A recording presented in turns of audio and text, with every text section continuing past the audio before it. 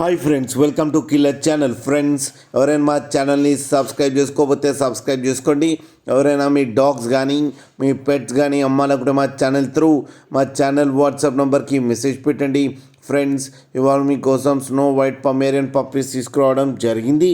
ఇది ప్రకాశం డిస్టిక్లో కనిగిరి అనే ప్లేస్లో అవైలబిలిటీలో ఉంది. అండ్ దీని ఓనర్ ఏం చెప్పారంటే, వీలైతే ట్రాన్స్పోర్టేషన్ ఫెసిలిటీ అయితే ఒక 10 కిలోమీటర్స్ దాకా అయితే ప్రొవైడ్ చేయగలమని చెప్పడం జరిగింది.